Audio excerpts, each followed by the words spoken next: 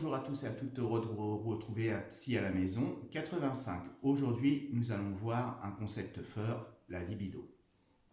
Alors, le concept de la libido, pas le nom, apparaît en premier dans la philosophie des désirs des penseurs de la Grèce antique. Ainsi, selon Platon, le désir est de combler un manque à un être. Ce qu'on dira aujourd'hui, la recherche permanente de l'âme sœur. Comme quoi, le terme de âme sœur, on a modernisé un concept. Étymologiquement, la libido vient du latin désir et envie. Alors, feur, désir, feur, envie. Le mot est utilisé dans le sens moderne par Sigmund Freud en 1894, il y a 2 siècles en arrière. Il faut savoir que si Freud a théorisé la libido psychanalytiquement, le concept, c'est la psychiatrie qui amène le terme. Après, Freud va le reprendre pour l'expliquer au niveau psychanalytique, et la science moderne va l'expliquer sur le plan physique. Aujourd'hui, nous allons nous intéresser à l'aspect psychanalytique du terme et pas biologique, médical. On sépare bien. Il y a la libido sur le plan psychanalytique et la libido sur le plan médical physique. Donc nous, ce qui nous intéresse, c'est la psychanalyse. Donc le terme psychanalytiquement, qu'est-ce que ça veut dire? Alors, qu'est-ce que c'est que la libido? Alors, quand Freud parle de libido, il parle d'énergie psychique qu'il relie aux pulsions sexuelles, ce qui va au-delà de l'activité physique sexuelle. On parlera d'énergie sexuelle.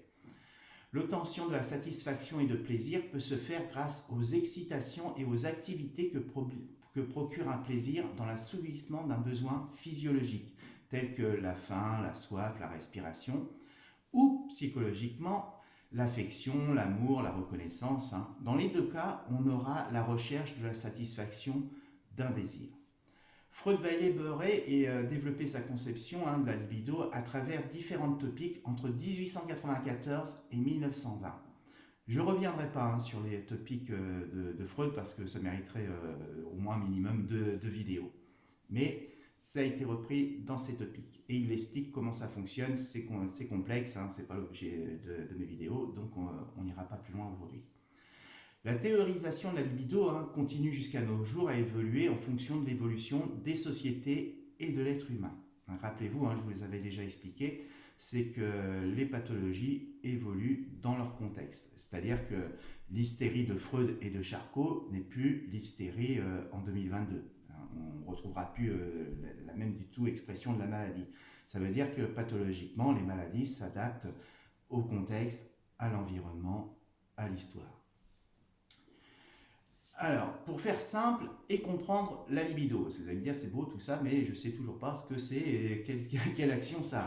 Eh bien, ne vous inquiétez pas, on va essayer de vous expliquer ça le plus simplement possible. Je vous l'ai dit, je n'irai pas dans le fond parce que ça mériterait une vidéo de 3 heures minimum.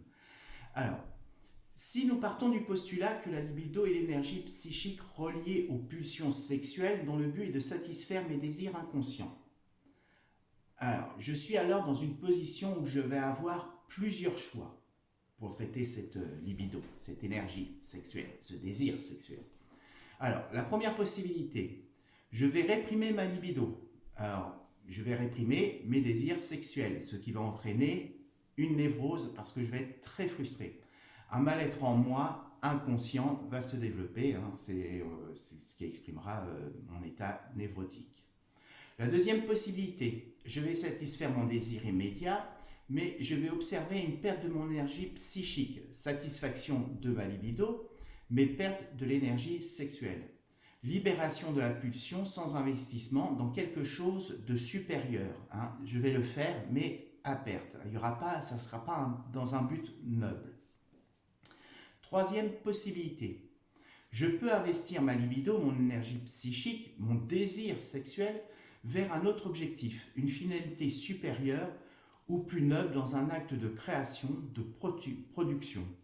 Ma satisfaction va passer par un intermédiaire entre mon désir et la satisfaction de mon désir. Alors, exemple, on peut retrouver ça chez l'artiste. Il va être force de création. Il va investir son énergie psychique dans la création. Ça va être pareil pour le sportif. Le sportif va utiliser son énergie psychique, son désir, dans la réalisation de soi à travers des résultats sportifs. Scientifiquement, c'est pareil. Le scientifique, dans ses travaux de recherche, va investir sa libido, ses désirs sexuels, son énergie dans la création de recherches intellectuelles. Tout va être intellectualisé. Alors, comprenez bien que dans ces cas, l'énergie sexuelle est dirigée vers une finalité abstraite, symbolique, culturelle, intellectuelle, sportive. La finalité, en apparence, n'a rien de sexuel, mais d'origine sexuelle. Ça, c'est important. C'est-à-dire que ce ne sera pas un acte corporel sexuel. On va utiliser son énergie différemment dans la création. Alors, orienter sa pulsion vers une création de valeur plus sociale et plus convenable et acceptable. C'est le but. Dans le cas 3, nous parlerons alors de sublimation. Alors, on pourra voir la sublimation dans une autre vidéo, mais là, on parlera de sublimer.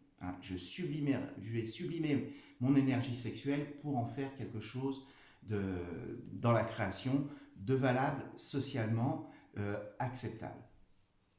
Alors, quand Freud dit tout est sexuel, entre guillemets, il veut dire en réalité que tout est d'origine sexuelle. D'accord? C'est pas la sexualité corporelle. Ça n'a rien à voir. C'est très symbolique. La finalité de la satisfaction du désir n'est pas sexuelle si la sublimation est force de création supérieure. J'espère que vous aurez compris la libido. J'ai essayé de le faire le plus simplement possible, on pourra y revenir. J'essaierai de faire une vidéo sur la sublimation parce que ça va plus profondément. Quant au concept, je reviendrai aussi ultérieurement pour les reprendre un par un. Mais déjà là, vous avez dégrossi la libido, j'espère que ça va vous aider. Vous pourrez vous catégoriser dans les trois cas et voir vous-même ou les autres, mieux comprendre vous-même et les autres, c'est le but. Je vous remercie, je vous souhaite un bon week-end à tous et à toutes. Prenez bien soin de vous, prenez bien soin de vos proches, c'est important. Merci, à bientôt, au revoir.